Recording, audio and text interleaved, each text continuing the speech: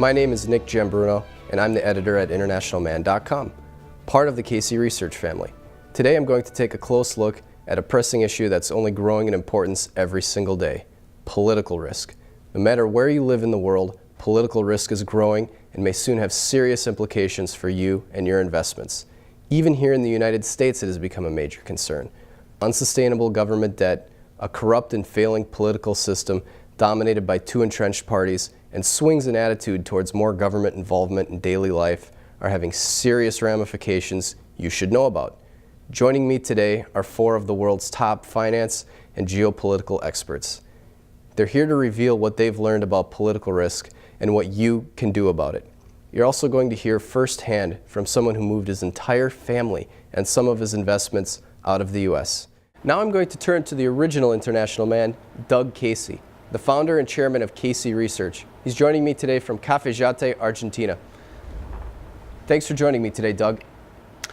It's a pleasure to be here with you, and by here, I mean pleasure for me to be in Cafayate, but also a pleasure to be with you. Well, Doug, you're largely recognized as one of the original founders of the internationalization movement. What inspired you to write your best-selling book, International Man? Well, that book first came out in 1976, which was long before most people were thinking internationally and when very few people had even traveled internationally. But even then, I was of the opinion that most people have the mental attitude, the mental mindset of a medieval serf, where they're by accident of birth born in one country and they stay there. And they don't recognize that they need to diversify themselves, not just among investment classes, stocks, bonds, gold, but they need to diversify themselves geographically and politically. And that's what that book is all about. It's a book about how to make the most of your personal freedom and financial opportunity around the world. So I believe in putting theory into practice. What is the nature of political risk, Doug? Well, the world is currently divided into something over 200 nation states. And for some reason, people have loyalty to this piece of geography that they're born into. And they don't recognize that the government that asserts control over them, in effect, treats them like milk cows, taxes them directly and indirectly for typically 50% of their incomes. And it's not necessary to be treated like a milk cow. And the way you avoid that fate is by getting yourself out of one government's control. If you're an American citizen, the government treats you as its property. But if you transplant yourself to Argentina or Singapore, doesn't matter, any other country, the US government is leaving you alone, and the local government treats you as a valued tourist as opposed to a milk cow. That's the essential philosophy.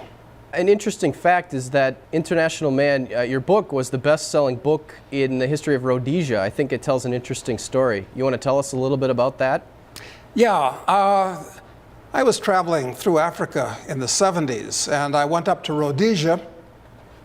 This is 1975, and the war was very hot then. And at the time, I must have been the only tourist in that country. Well, the only tourist that wasn't packing armament, let's say. And when I was in Salisbury, I opened up the Yellow Pages, as I always did in those days when I'd visit a new place. And I saw publishers. There were two publishers. I realized that The International Man was a perfect book for that environment because there were 250,000 Europeans in that country at that point, and most of them were interested in making what they called the chicken run. In other words, get out of Dodge before you get your throat cut. So I sat down with the publishers. One of them, we got along together. He published the book. We both did very well on it. So in the late 70s, I became a media personality in Rhodesia while it still existed. Okay, interesting. So does the original premise still apply today? Oh, it absolutely does, because the countries that you see on the map on the wall, the colors are running, as has always been the case for thousands of years. And the countries that you see on the map today are not parts of the cosmic firmament. They're going to mutate and change in many, many ways. So that I'd say that the message that Rhodesia can teach the people that want to look at it is as important now as it was there and then. And anything can happen anywhere, is the message. You've said before that you believe political risk is potentially the largest risk that people will have to deal with. Do you want to explain why you believe that? Yeah, sure. Especially in today's world, the investment risk in the world is extraordinarily high. But we're not talking about that. But the political risk is even higher, because the political risk is something where the government can, and in many cases will, confiscate all your assets. And even if they don't do that, your investment returns will be tagged by 10, 15, 20, 50% per year. So that's what I'm talking about with the political risk. And it's not just the financial aspects of political risk. It's the personal freedom aspects of political risk. You're told what you can do, what you can't do, where you can go, where you can't go. You're constantly being monitored by police and cameras and drones in the advanced world, so-called advanced world at this point, which is one reason why I prefer the lesser-known countries from a point of view of personal freedom as well as financial opportunity. So how does internationalization and, say, obtaining second passports and moving yourself and your assets abroad diversify and insulate you from political risk? Well, first of all, if you own real estate abroad, that's one thing that they can't make you repatriate. Real estate is something they can't effectively make you do. So that's why real estate is an effective diversification abroad. Also, in different countries in the world, real estate can be very advantageously priced. Third, if things go sideways in your country, and I know this is unbelievable for most people to think anything could go wrong in their home country. A lot of Germans thought that in the 20s. A lot of Russians thought that in the early teens. A lot of Vietnamese thought that in the 60s. A lot of Cubans thought that in the 50s. It can happen anywhere.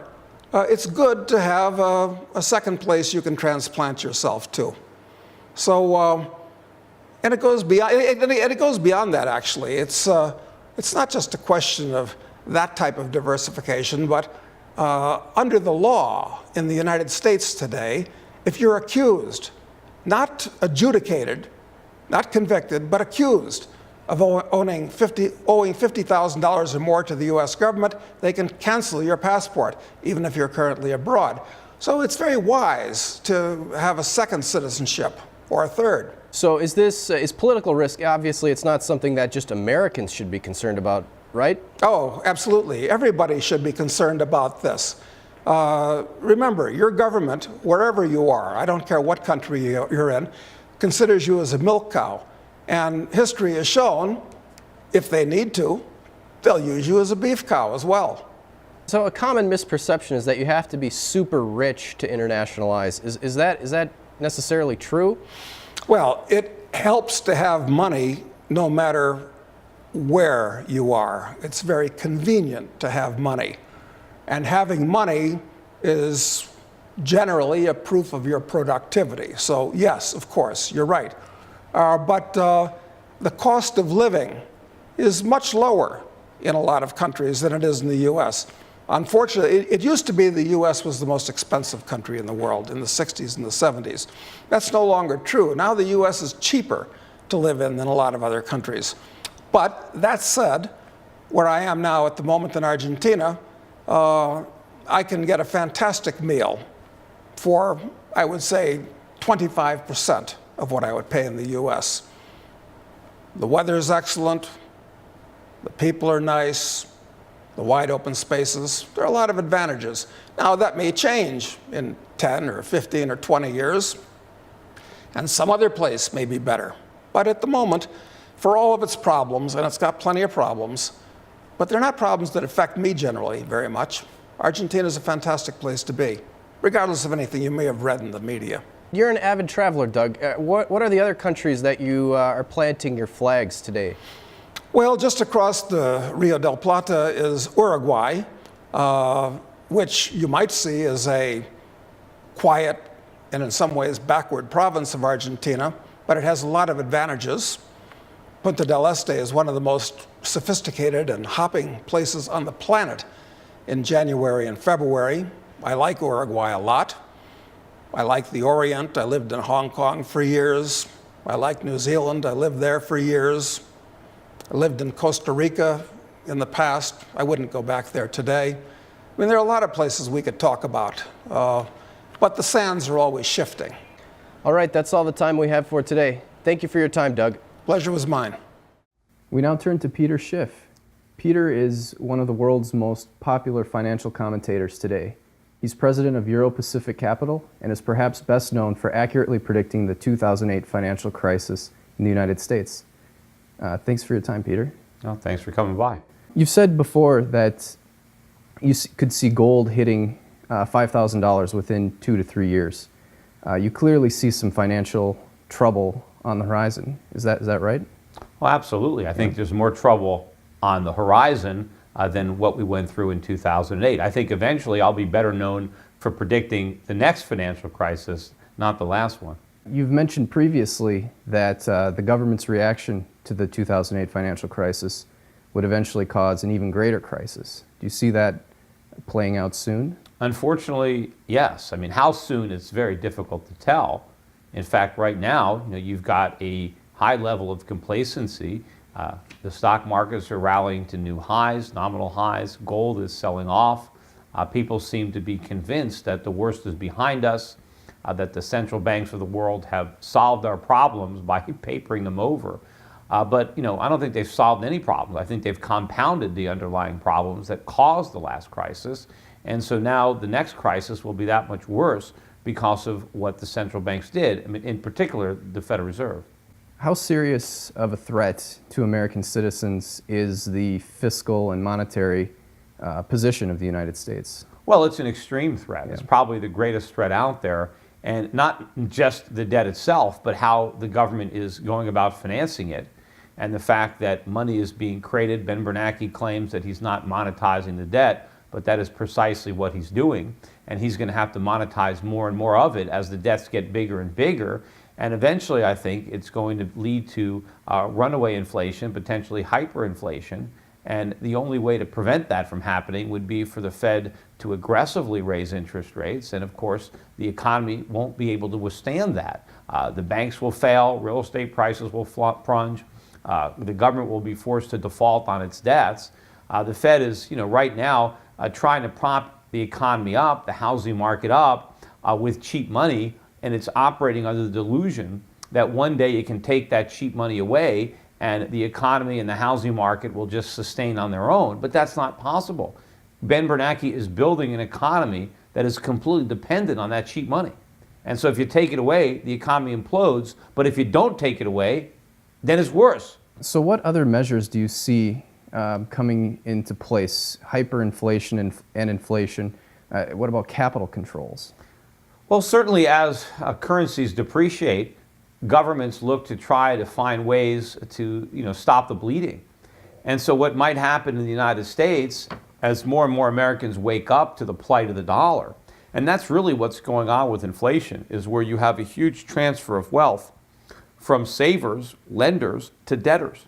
And of course, the US government is the world's biggest debtor, but a lot of American voters are in debt. They have mortgages, credit card debt, student loans, auto loans.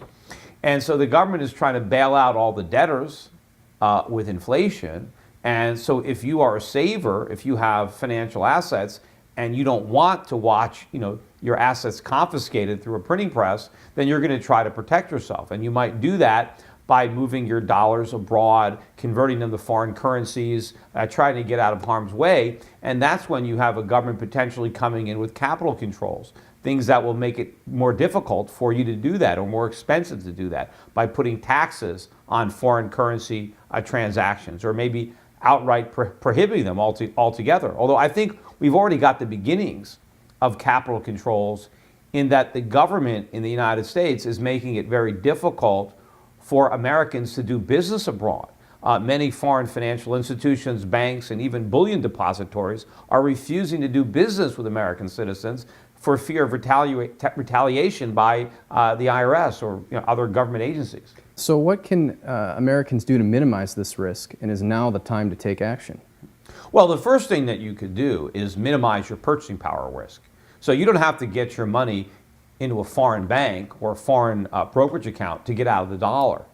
So I help Americans diversify globally within a U.S. account, but their portfolio consists of foreign assets, whether it's foreign bonds, government bonds, corporate bonds, foreign stocks, dividend-paying stocks, commodities, precious metals, gold and silver. These are all things that will protect purchasing power in an inflationary time period. And the federal government, the Federal Reserve, they can't levy the inflation tax on your assets that are not in dollars because they can't create those assets. They can only tax what they can print. So you don't want to own what the Federal Reserve can print. But if you're more worried about the political risk, about the U.S. government seizing your assets, and then you want to take the next step where it's not just getting your dollars, you're getting out of the dollar, but getting your money out of the country, that's another step. But again, I just mentioned that the government is making that more difficult right now. I mean, I know I set up a foreign brokerage firm as a subsidiary of my foreign bank, which I also set up, called Euro Pacific Bank. And Euro Pacific Bank, the URL is europacbank.com if anybody wants to check it out. But I did this predominantly for foreigners who were having trouble investing with my U.S. brokerage firm because the securities rules and regulations are now so onerous that it almost caused me to view any foreigner as a terrorist. And so if somebody in Australia wanted to open up an account with me, there was so much paperwork involved that oftentimes they would just give up halfway through the process. And so what I did is I set up this foreign bank so that I wouldn't have to operate under those confines, so I can be more competitive to a foreign investor. But I can't offer these services to Americans. My foreign bank is no different than many other foreign banks. In order to really protect the privacy of my foreign customers, I can't accept American customers. And if I accepted American customers, my compliance costs would be so high that I'd have to charge my foreign customers more for their transactions to try to stay in business. So to mitigate all that regulation and the potential of having to share all the information that, on my foreign clients with the U.S. government, I'm just not taking American customers. And and if I won't take American customers, a lot of other banks aren't going to take them either. So you might have to have a more complex structure in which the beneficial owner is harder to figure out. But if somebody tries to do that to my bank, we're going to try to look beneath a structure, a trust or something, to see who the beneficial owner is. And if we see that it's an American, then we won't take the account. So Euro Pacific Bank, where is it headquartered, and why did you choose that jurisdiction? Well, I'm in St. Vincent's and the Grenadines, in the Caribbean. In the Caribbean. Mm-hmm. And I did it for a number of reasons. I mean, it's close to me, but also because of the banking laws. You have secrecy, privacy, and you have no tax. So that's the whole idea, is where they're not going to impose any income tax on my company as an offshore bank. They're also not going to impose any taxes, any withholding taxes on my bank customers on their interest income or their capital gains. And again, no one is going to pierce the wall of secrecy. You're not you're going to have to go into a St. Vincent's court and get a court order to get any information from my bank. So I think my customers' privacy is protected, their assets are protected, and there are regulations there. We're regulated, but it's not nearly as onerous as the type of regulations that I would face trying to do this business from the United States. In fact, some of the things we're doing offshore might be completely impossible because they would no longer be economically viable if I tried to do them in America. But I can do them offshore because the government doesn't impose these artificial barriers. Going back to internationalization in general, which countries are you particularly bullish on, and what are the best places to internationalize in? Sure. I mean, it's kind of like a monetary or economic triage. I'm looking around the world to see which countries are in the least bad shape. Which governments are the least reckless and the least irresponsible. Because you really can't find any one country that's doing it perfectly. You just have to find the ones that are making the fewest mistakes. And I think high on that list is Singapore, Hong Kong, being part of China, but not totally. But those markets are relatively free, free of regulation, free of taxation. I mean, it's not non-existent, but on a relative basis, you have a lot more freedom there. And so you have a lot more prosperity there. You have much better economic fundamentals, and not even just in those two countries, but in Southeast Asia in general. And a lot of the emerging economies there, you'll find a lot less government and a lot more freedom. People are working harder, they're saving, they're producing, they're exporting. You don't have these big imbalances, you don't have trade deficits, budget deficits. You don't have armies of people looking to retire on government entitlements. So that part of the world. In Europe, we still like Switzerland, even though they're making mistakes tying their currency to the euro. I think eventually, they'll change that policy. Scandinavia, we've been investors in Norway, we've been investors in Sweden. Also, Australia and New Zealand have been longtime favorites. We're investing down there. We're even closer to home in Canada. We do have some investments in South America. And we're diversifying around the world, trying to get into the right countries, the right currencies, the right asset classes. Now, we've seen a number of famous personalities changing their jurisdictions and changing their citizenship, like the French actor Gerard Depardieu. Tina Turner recently renounced her U.S. citizenship and became Swiss. Now, would Tina be eligible to use Euro Pacific Bank? Yeah, once you renounce your U.S. citizenship, I mean, the only people who can't bank with me are American citizens living abroad or foreigners living in America. So once you're no longer an American citizen, as long as you don't reside in the United States, then you're welcome at the bank. And I think a lot of people are doing this obviously for tax reasons, although they can't necessarily claim it's for tax reasons. In fact, in America, you can renounce your citizenship, but if you claim it's for tax reasons, they won't let you. And in fact, you have to fill out a form to renounce your citizenship, which, by the way, you can only get that form from a foreign embassy. And the forms used to be free. Now they're $500 a piece. So think about that. If they can charge you for that form, they can charge $5,000. They can charge $5 million.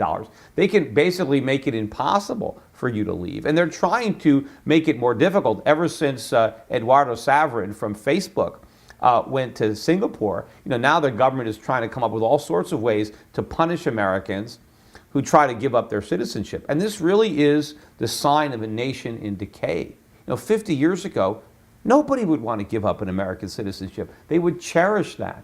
The fact that so many people are paying tremendous amounts of money to get this albatross off their neck shows you how much times have changed, that an American passport is not an asset to be cherished, but a liability that people are willing to pay to get rid of. And what about you personally? Do you believe you're adequately diversified internationally to set up a buffer for what you believe could be around the corner? Well, I think my investments are. I mean, I own a lot of foreign stocks. I have a lot of precious metals. I have a lot of mining shares. I've been buying more recently as the prices have come back down again.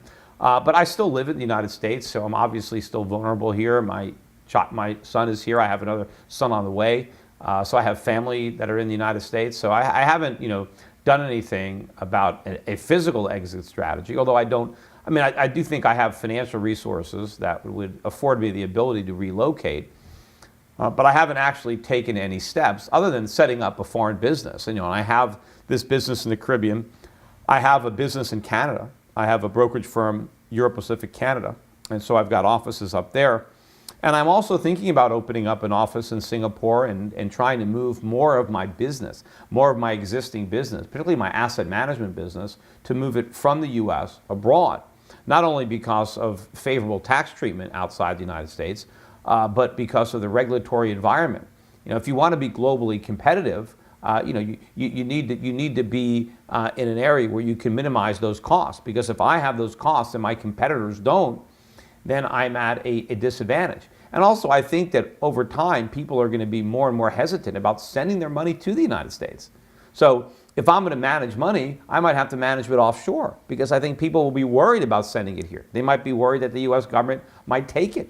If it ever gets really, really bad that you feel that you have to leave, by then it might be illegal to take any gold or silver out of the country. I mean, right now, you can take $10,000 worth of cash or cash equivalents, which would include gold bullion. You can take it out of the country as long as you tell the government that you're taking it. And if you don't tell them and they catch you, there's a big fine and jail penalty. But one day it might not be that, well, you have to tell us that you're taking the money out of the country. It might be that you're prohibited from taking it out of the country. And who knows what the penalty might be if they catch you. But if it's already out of the country, then you don't have to worry because you're leaving with nothing and the money's on the other side of the border waiting for you, in gold or silver in Australia. So you, in effect, have preempted the capital controls, and obviously the time to do that would be before they're imposed. Yeah, well, you get out the window right Yeah. before they slam it shut. That's the whole idea. And right now, those windows are shutting all around as more and more offshore institutions are saying, no, thank you to an American customer. But again, the other reason that you want to act sooner too is if they do impose exchange controls or fees on purchasing precious metals, and they don't just ban you, but they have a big tax on the transaction or a big tax foreign exchange. If you want to buy Swiss francs, they can have a big transaction tax. You want to get your money out of the country, out of the dollar before those taxes are imposed. Because if you wait until they're imposed, then you can't get as much money out because a lot of it is being lost to taxes. So you're trying to avoid the inflation tax, but they're hitting you with some other kind of tax in the process, because that's really what they're trying to do. I mean, a lot of people, are worried about the income tax or the estate tax, and they go through elaborate, means to try to minimize those taxes. But then they leave themselves vulnerable to what might be the biggest tax of all, and that's the inflation tax. And so you have to act to protect yourself before so many people are trying to protect themselves that the government makes it almost impossible to do it. All right, Peter. Thanks for your time. Appreciate it. Sure.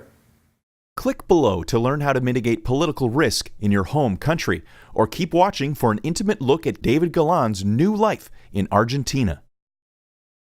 David Galland is an investor and a prolific writer. An American citizen, he made the monumental decision a year ago to move his entire family, his wife and 2 children, to a community in Argentina. Here's his story. One of the most important aspects of the world we live in, and this has been, throughout history, is that if you have all of your assets, you have your entire life in one country, you're at a great deal of risk. For me, one of the big reasons for moving to Cafayate was as part of a process of internationalizing myself. 6 months ago, David Galland moved his entire family from the United States to Estancia de Cafayate, a wine and golf resort just outside the small, quaint village of Cafayate in northern Argentina. A businessman, he decided it was time to diversify both his assets and his life. It's here, in the middle of a burgeoning wine region, that David has found a refuge from the economic storms pounding America and Europe. If you look at throughout history, the people who were in Germany during the Weimar Republic, the people who had all their assets stuck in Germany, lost everything. The people who had some of their assets or all their assets, just a little bit across the border in France, were perfectly fine. So in a world such as we live in today, where there's so much uncertainty and governments have really gone out of control, having all of your assets in one place is a huge mistake for most people. And so in my case, first off, I love the place down here, but part of it is a deliberate strategy to start spreading myself around the world. But protecting his assets from the whims of Western policymakers wasn't David's only motivation for leaving the U.S. People in the Western economies, they've fallen into this trap of living in suburban boxes and strip malls and sort of an artificial construct where the most important thing is what's the newest electronic device that's come out. Whereas here, people they're close to the earth. You go to the local supermarket and you pick out your fruit from your favorite vendor, and you get to know your neighbors. You get to know life. You get reconnected with people and with the land in a way that it's almost completely missing in most of America, as far as I can see, and in most of the Western world. So from playing a daily game of golf to leisurely working from home, David has discovered a lifestyle that protects his hard-earned assets while also giving him an opportunity to enjoy a quality of life that would be hard to duplicate in North America. I can't think of any place in the world I'd rather be, because if I could, I'd be there.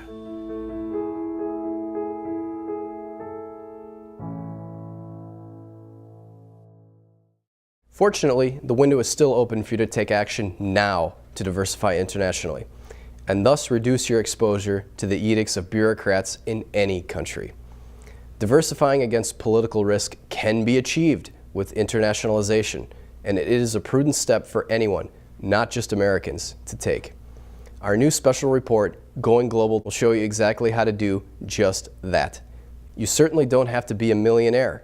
There are many low-cost solutions that anyone can implement.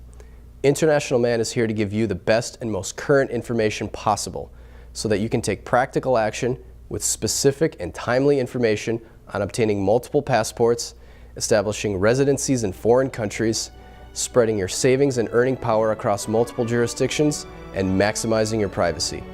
You can find more information at internationalman.com. Just click the link at the bottom of your screen to get started.